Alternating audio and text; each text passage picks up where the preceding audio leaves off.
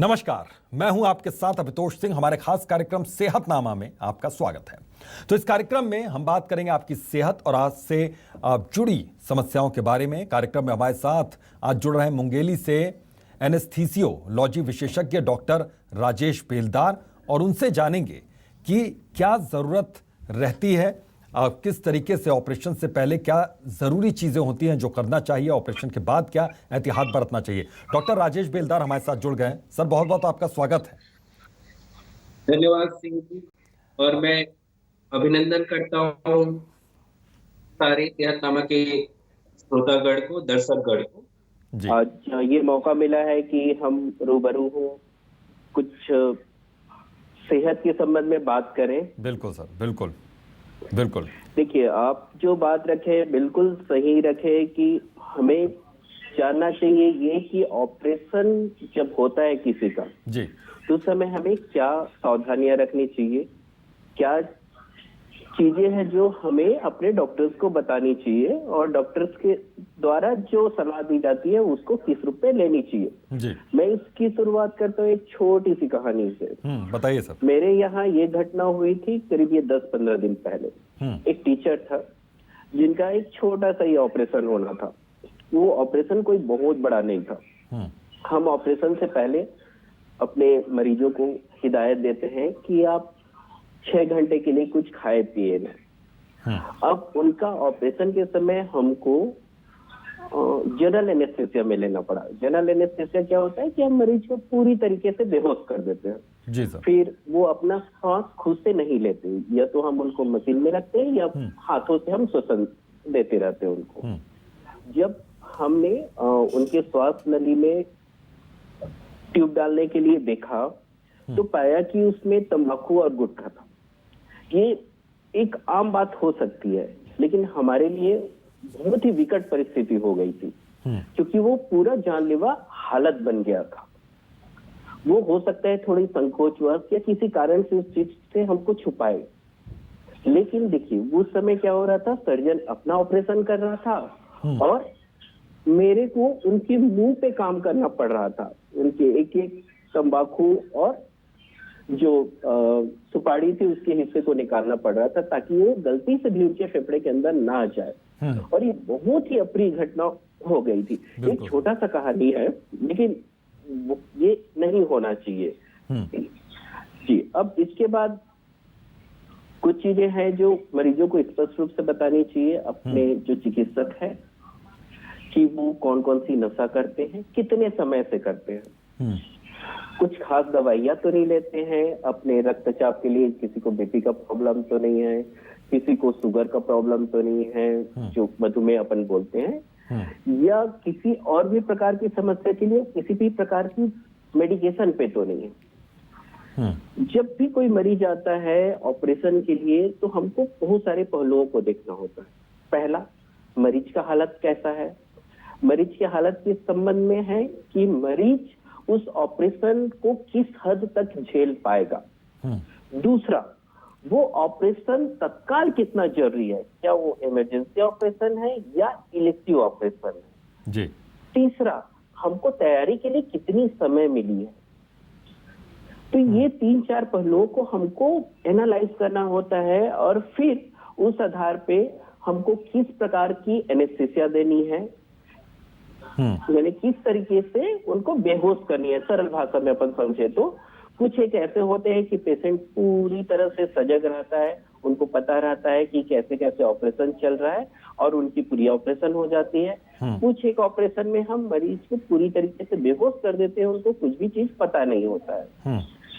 तो ये सारी चीजें जब हम एनालाइज करते हैं तो मरीज से हमको बिल्कुल ईमानदारी से, जो हम लोग बोलते हैं हिस्ट्री, वो बिल्कुल ईमानदारी से हमको चाहिए रहता है कि हाँ, बचपने में आपको ये बीमारी हुई थी जी, या बचपने से आपको कुछ और परेशानी तो नहीं हुई थी, या आपके परिवार में कोई जन्मजात बीमारियों का कुछ ऐसा ट्रेंड तो नहीं है जैसे कि सिकलिंग वगैरह हो गया, या आपके परिवार में किसी को हाइपरटेंशन बीपी तो नहीं है, अस्थमा तो नहीं है। क्योंकि ये सारी चीजें कहीं ना कहीं हम मान के चलते हैं कि मरीज हो सकता है प्रभावित हो और हम उस हिसाब से उसकी तैयारी कर सके और ऑपरेशन बहुत अच्छे से हो पाए। तो ये जो हम सलाह देते हैं वो उसका जवाब मरीज हमको बहुत अच्छे से देते हैं और ईमानदारी से देते हैं, बिल्कुल निसंकोच देना भी चाहिए। फिर उसके साथ हम कुछ एक जांच कराते हैं, देखते हैं कि उनका गुर्दा जो किडनी है वो किस हालत में है, कितना काम कर रहा है, उनका दिल जो हार्ट वो किस लेवल में है, कितना स्ट्रेस झेल पाएगा, उनका जो जिगर जो लीवर है उनका हालत अभी वर्तमान में कैसे है। ये तो कुछ एक हम जांच कराते हैं, ईसीजी वगैरह भी कराते हैं। और फिर उसके बाद हम एक पर्टिकुलर समय में उनको डेट देते हैं, सर्जन को बताते हैं कि आप इस समय उनको आप ऑपरेशन के लिए ले सकते हैं। जी सिंह जी। बिल्कुल। अब ये सारी भ्रम की स्थिति भी बहुत सी बनी रहती है कि एनेस्थीसिया को लेकर बहुत ज़्यादा लोगों को जानकारी भी नहीं रहती है। वो डॉक्टर्स के अलावा पेशेंट को वो जानकारी नहीं रहती है, और उनको किस तरीके से आप समझाते हैं कि इसकी क्या ज़रूरत है, और पूर्ण रूप से आपको दिया जाए एनेस्थीसिया या फिर आंशिक रूप से आपको दिया जाए, इसकी ज़रूरत जब महसूस होती है तो किस तरीके से आप इसको डिस्टिंग्विश करते हैं, किस तरीके से अलग अलग करते हैं? जी बिल्कुल सही चीज बोले। देखिए, जो मरीज होता है वो केवल और केवल अपने सर्जन को जानता है। मैं इस अस्पताल में गया और मेरा ऑपरेशन ये डॉक्टर करेगा, उसको बिल्कुल भी जानकारी नहीं होता है कि मेरा एनेस्थेटिक कौन है, मेरे को बेहोश कौन करने वाला है, और क्या प्रोसेस हो सकती है। तो इसके लिए हम हमेशा ऑपरेशन से लेने से पहले हमारे जो सर्जन होते हैं, जो शल्य क्रिया विशेषज्ञ होते हैं, वो हमारे पास भेजते हैं प्री एनेस्थेटिक चेकअप, जिसको हम लोग बोलते हैं ऑपरेशन से पहले निश्चेतना जांच। तो जब हमारे पास मरीज आते हैं तो हम उनको सारी चीजें बताते हैं। देखिए, आपका पैर का ऑपरेशन है तो हो सके मैं आपके रीढ़ की हड्डी में एक सुई लगाऊंगा और आप पूरे होशो हवास में रहेंगे। आपका छाती का ऑपरेशन है, आपका ब्रेन का ऑपरेशन है, तो होश माने ये डिपेंड करता है मरीज का किस चीज का ऑपरेशन होना है। दूसरा, मेरे को मेरे सर्जन को भी पूरी तरह से फैसिलिटेट करना होता है। कुछ एक सर्जन्स को पूरा रिलैक्स चाहिए कि मरीज बिल्कुल भी हिले डुले ना, बिल्कुल आराम से रहे, ताकि वो ऑपरेशन बहुत अच्छे से कर सके। तो मेरे को मेरे शल्य क्रिया जो चिकित्सक है उनको और मरीजों को दोनों को लेके एक डिसाइड करना होता है और मरीज को बताना होता है। हाँ, फिर ये अल्टीमेट चॉइस हमेशा मरीज की होती है। नहीं, मेरे को तो बिना बेहोश हुए कराना है, तो हम और ऑप्शन देते हैं और उसके पॉजिटिव नेगेटिव चीजों को बताते हैं। फिर आखिरी कॉल बिल्कुल मरीज का होता है। बिल्कुल, आखिरी कॉल मरीज की होती है। सर, एक चीज और आपसे जानना चाहेंगे कि एनेस्थीसिया के क्या कुछ साइड इफेक्ट्स भी होते हैं, कि अगर कहीं उसकी मात्रा अगर ज्यादा हो जाए, अगर कम हो जाए, तो उसका कोई साइड इफेक्ट्स नजर आ सकते हैं क्या पेशेंट में? जी बिल्कुल, एनेस्थीसिया ही एक ऐसा चीज है जहां आप 1 या 2% भी ऊपर नीचे किए तो जान बचाने की चांस बिल्कुल चले जाती है। बाकी दवाओं में आपको फिर भी थोड़ा सा चांस मिलता है, यहाँ आप थोड़ा सा भी मिस्टेक हुआ मैंने फिर जान चले जाने वाली ही हालत रहती है। जी बिल्कुल बिल्कुल, अगर जरा सी भी मिस्टेक हुई तो यहाँ दिक्कत हो सकती है। सर, एक चीज और आपसे जानना चाहेंगे कि बहुत से ऐसे सिम्टम्स होते हैं जिसके बारे में कहा जाता है कि अगर कुछ साइड इफेक्ट होता है तो इस तरह के सिम्टम्स नजर आ सकते हैं, चाहे ऑपरेशन से पहले या ऑपरेशन के बाद की बात करें। तो सर, थोड़ा सा इसका हिंट दीजिए, क्योंकि बहुत से लोगों को जानकारी ये नहीं है इन बातों की कि साइड इफेक्ट्स क्या हो सकता है उसका। देखिए, न्यूटन ने एक बहुत सही चीज बोला है, जो उनका थर्ड लॉ है। हर एक क्रिया की एक प्रतिक्रिया होती है। दुनिया में ऐसा कोई भी चीज नहीं है कि जिसका हम क्रिया कर रहे हैं और प्रतिक्रिया ना हो। तो मैं कुछ भी दवा दे रहा हूँ, उसका कुछ न कुछ रूप से साइड इफेक्ट बिल्कुल रहता ही है, और ये है नोन है।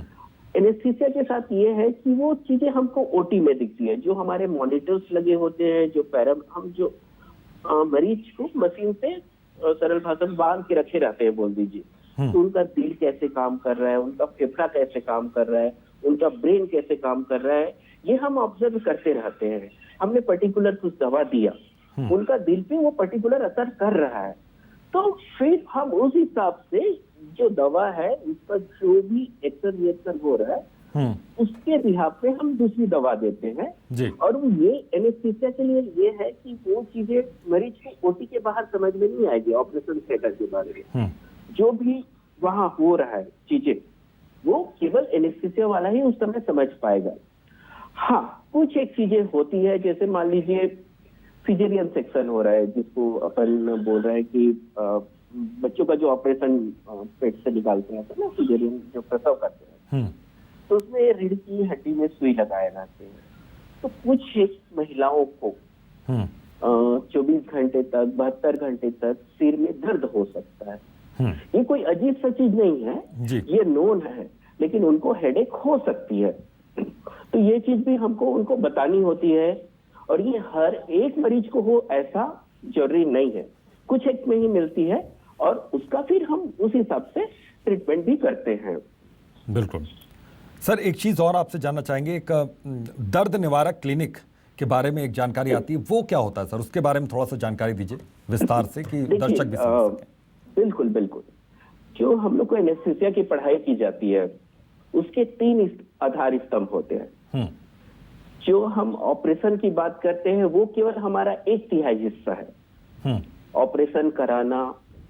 उसके अलावा और भी हमारे 2 स्तंभ है, उसमें एक स्तंभ होता है पेन मैनेजमेंट। एक उदाहरण ले लेते हैं अपन, कोई मरीज था 10 साल पहले, रोड एक्सीडेंट हुआ, उनका जो रीढ़ का हड्डी था उसमें चोट लगा, उन्होंने ऑपरेशन कराया।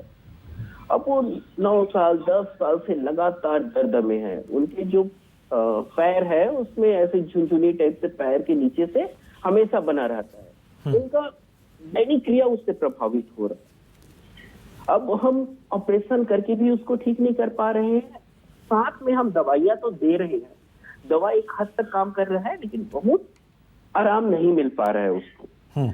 उसके लिए हमारे पास कुछ एक दवाइयां होती हैं जो पर्टिकुलर नर्व्स गए हैं, तंत्रिका तंत्र गए हैं, वहां सूजन कम करने के लिए हम उनको देते हैं। ऐसे ही मान लीजिए कोई कैंसर वाला पेशेंट है, अब वो कैंसर ऐसा है कि हम ऑपरेट नहीं कर पा रहे हैं बहुत लंबे समय से, लेकिन इसका मतलब ये नहीं है कि वो हमेशा तड़पते रहे। कैंसर का दर्द बहुत गंदा दर्द होता है, अब वो हर प्रकार की दवाइयां अपनी खा रहा है, तो हम उस चीज को एड्रेस करने के लिए एक पर्टिकुलर पेन मैनेजमेंट क्लिनिक चलाते हैं, जहां हम उनको लाभ देते हैं। किसी को हम उन पर्टिकुलर नसेस में जो है सुई लगाते हैं, कुछ विशेष प्रकार की पैचेस देते हैं, या फिर हम जो ओपियाइड होते हैं जो हर एक डॉक्टर्स को या बाकी लोग को प्रयोग करने की परमिशन नहीं है, वो हम यूज करके उनको उस हद तक लाभ देते हैं। ये मेरे 2 आधार स्तंभ हुए। एक तीसरा होता है हमेशा आईसीयू या सीसीयू, तो ये जिसको भी हमको एनेस्थीसिया वालों को देखना होता है, तो उसमें सबसे इम्पोर्टेंट पब्लिक के लिहाज से देखा जाए तो मैं हमेशा सोचता हूँ पेन मैनेजमेंट क्लिनिक है, जहां आप डायरेक्ट उनका पेन को ठीक करने का प्रयास करते हैं। जी सिंह जी, बिल्कुल, तो ये पेन ठीक करने का प्रयास यहाँ पर करते हैं। सर, एक चीज़ और आपसे जानना चाहेंगे, और ये सवाल कई दर्शकों ने भी हमसे पूछा कि जीवन रक्षक प्रशिक्षण की जानकारी कितनी ज़रूरी है सभी के लिए? क्या सभी को ये आना चाहिए, ये जानकारी होनी चाहिए? बेसिक जानकारी क्या होनी चाहिए, ज़रूरी है? जी, मैं राह चलते जा रहा हूँ और कहीं सड़क में गिर गया, तो जहाँ सब लोग केवल 108 को बुलाए, ये नहीं होना चाहिए। उससे पहले वहां चाहे कोई भी आदमी चलते रहे, वो कुछ ऐसा चीज करे कि मेरा जान बचे, ऐसा हर एक को आना चाहिए। अभी हमारा जो सीबीएसई स्कूल का पैटर्न, उसमें अगर मैं गलत नहीं हूँ तो क्लास 9th के उन्होंने सिलेबस में बीएलएस कोर्स को डाला है। ये पहले ऐसा होता था कि जो हम लोग बेसिक लाइफ सपोर्ट बोलते थे और एडवांस कार्डियक लाइफ सपोर्ट, ये हम अपने जो डॉक्टर्स, जो सिस्टर्स थे और जो वार्ड बॉय, उन्हीं को ही ट्रेंड करते थे। अब सेंट्रल गवर्नमेंट ने, हो सकता है थोड़ा सा गड़बड़, किसी एक शायद 9th क्लास ही है और इसी साल से उन्होंने उस कोर्स में शामिल किया है। तो बिल्कुल सरकार भी ये सोच रही है कि सारे स्टूडेंट को पता होना चाहिए, हर एक ऑफिस वालों को पता होना चाहिए। और ये प्रशिक्षण बहुत ऐसा नहीं है कि आपको बहुत ज्यादा डिग्री चाहिए या आप 8वीं पास हो या 10वीं पास हो या ग्रेजुएट हो, अनपढ़ से अनपढ़ या एक आईएएस ऑफिसर, कोई भी लेवल का आदमी ये चीज कर सकता है। हमको बिल्कुल, और इस चीज को जानना चाहिए। हमें ये देखना होता है कि मान लीजिए कोई व्यक्ति बेहोश पड़ा हुआ है, तो पहले हम उसको सुरक्षित जगह में ले जाएं, सुरक्षित मरीज के लिहाज से भी और जो उसको बचाने वाला है उसके लिहाज से ही। उदाहरण के लिए, मैं अगर सड़क किनारे किसी को कुछ करना चाहूँ तो सुरक्षित जगह नहीं है, तो उसको मैं सड़क के किनारे लाऊं। फिर उसके बाद मेरे को ये देखना चाहिए कि उसकी धड़कनें चल रही है कि नहीं, वो सांस ले रहा है कि नहीं। हमेशा धड़कन हमको यहाँ से चेक करनी होती है, जो कैरोटिड है यहाँ से चेक किए। और इस बीच बिल्कुल हम मदद के लिए जो भी आसपास के लोग हैं या 108 है उनको तो बिल्कुल बुलाएंगे ही। और साथ में उससे पहले अगर हमारा जो मरीज है वो बहुत ही ज्यादा बेहोशी की हालत में है, तो चेस्ट कंप्रेशन करना चाहिए। ये जो हाथ है इसको मेरे को छाती के ऊपर रखना है और 30 बार दबाना होता है। उसके बाद 2 बार सांस देनी होती है, फिर 30 बार दबाना है। ये क्रिया तब तक करनी है जब तक मेरे को सहायता ना मिल जाए। और बिल्कुल मान के चलिए, जब आप ऐसा करेंगे तो 20 में से 1 जने का जान तो बचेगा ही, और वो जो अनुभव रहता है ना, बहुत अच्छा रहता है। बिल्कुल सही बात है, जान बचेगा। और जब आप किसी की जान बचाते हैं तो एक अलग एक्सपीरियंस से आप गुजरते हैं। सर, एक चीज़ और आपसे डॉक्टर साहब समझना चाहूँगा कि यहाँ पर एनेस्थीसिया की जो उपयोगिता है वो सिर्फ ऑपरेशन के समय ही बहुत ज़्यादा ज़रूरी हो जाती है, या उसकी उपयोगिता आम पेशेंट के सामने भी नज़र आती है आप लोगों को, आम मरीजों पर भी आप इसका इस्तेमाल करते हैं? बिल्कुल, एनेस्थीसिया अब बहुत बड़ी फील्ड हो गई है। हाँ, तो ये तो बिल्कुल आम व्यक्ति से जुड़ा ही है। हाँ, अभी का परसेप्शन मतलब केवल ऑपरेशन तक ही है, ये एक सच्चाई है। जबकि दूसरा पार्ट ये है कि बिल्कुल ये जुड़ा हुआ है हर एक जने से, जो आप बोले कि बेसिक लाइफ सपोर्ट। हमको ये मेरी जिम्मेदारी बनती है कि मैं एक हर एक को सिखाऊं, बताऊं, ताकि वो बंदा जब भी विकट हालत में हो तो किसी का जान बचा सके। तो बिल्कुल ये जुड़ा है आम जन से।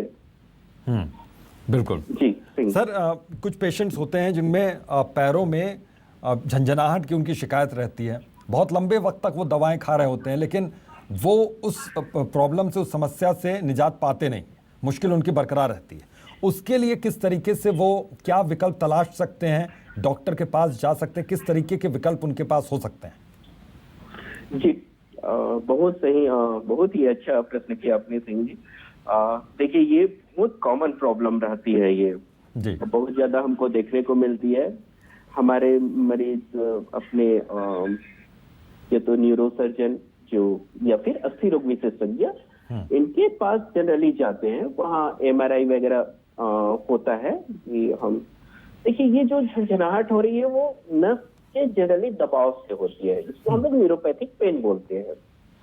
तो MRI अपन ने कराया, वहां हमको डायग्नोसिस भी मिल गया, कुछ दवाएं चलती भी रहती है, आराम मिल गया, तो कोई दिक्कत नहीं है।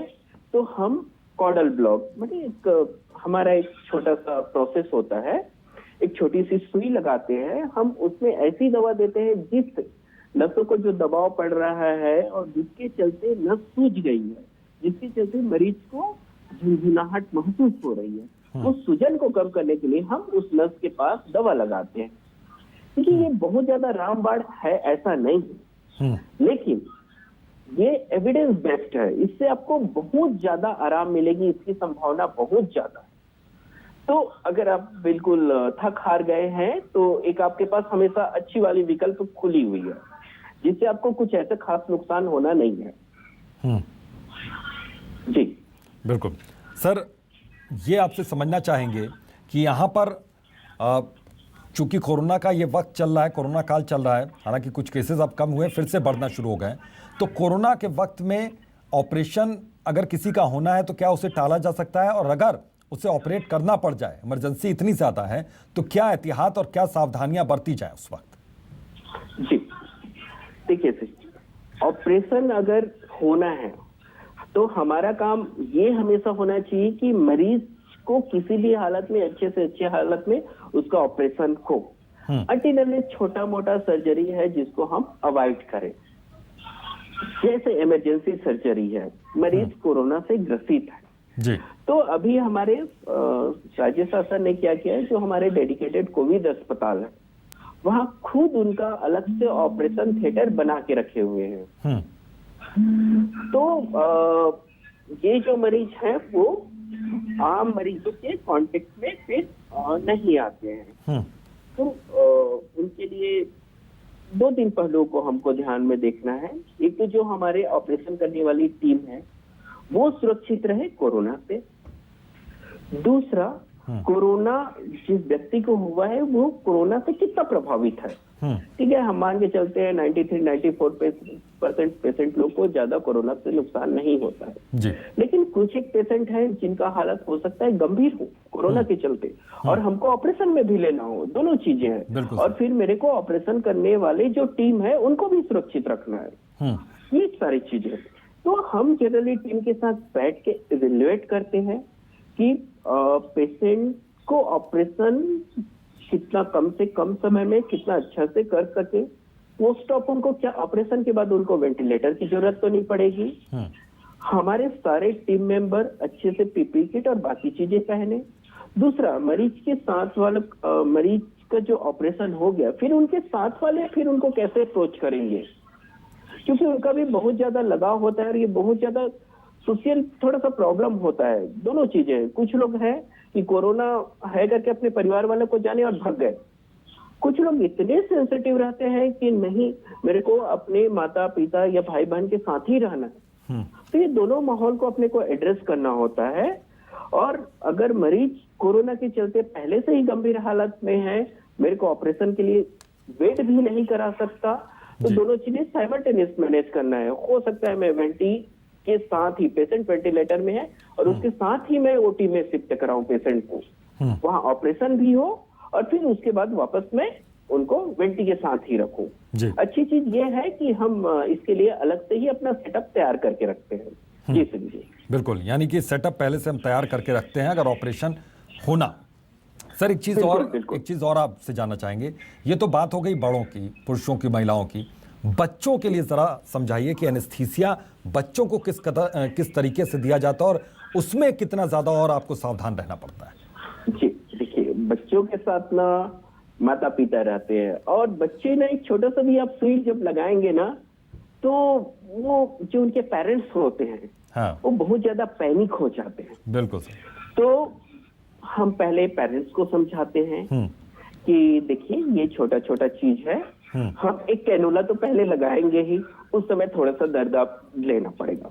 उसके बाद अभी हमारे पास इतनी एडवांस मेडिसिन है और मशीनें हैं कि हम फिर वो दवाइयां देते हैं और दवा देने के बाद अभी बच्चा जो है माता पिता के पास ही है, हम वही थोड़ा सा दवा देते हैं, बच्चा शांत हो जाता है। उसके बाद उसको हम ऑपरेशन थिएटर लेके जाते हैं। हाँ, लेकिन इससे पहले पेरेंट्स को बिल्कुल अच्छे से काउंसिल करना होता है और मैक्सिमम टाइम क्या होता है, जो छोटे बच्चे हैं उनको हमको पूरी तरीके से बेहोश करना पड़ता है, जनरल एनेस्थीसिया में डालना पड़ता है। कारण ये है कि बच्चे अगर थोड़ा सा भी कॉन्शियस होते हैं, होश में आते हैं, तो फिर वो और ज्यादा सावधानी बरतनी पड़ती है, काउंसलिंग करनी पड़ती है माँ बाप की, बच्चों ज्यादा।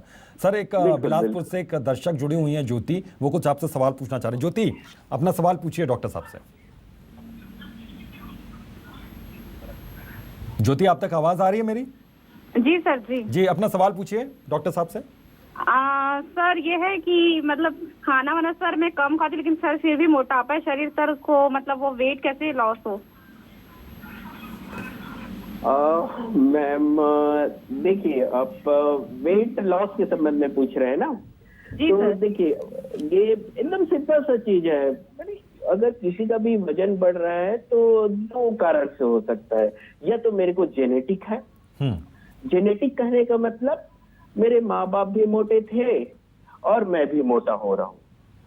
दूसरा कारण जो मैक्सिमम रहता है वो है कि हमारी व्यवहार, खान पान की शैली, ये ही मैक्सिमम कारण होता है।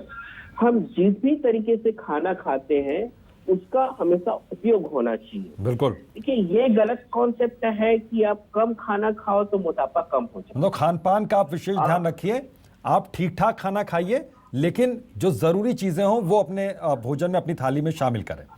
सर बहुत बहुत शुक्रिया अपना कीमती वक्त देने के लिए। थोड़ा समय की कमी है इसलिए माफी के साथ आपको यहाँ पर रोकना चाहूंगा। बहुत बहुत शुक्रिया। तो उम्मीद करते हैं कि एनेस्थीसिया को लेकर जो दर्शकों के मन में, उनके जहन में जो सवाल थे, उन सवालों का जवाब यहाँ पर मिला, क्योंकि अमूमन इसको लेकर बातचीत थोड़ी कम होती है। बहरहाल आज सेहतनामा में बस इतना ही। देखते रहिए न्यूज़ 24 मध्य प्रदेश छत्तीसगढ़।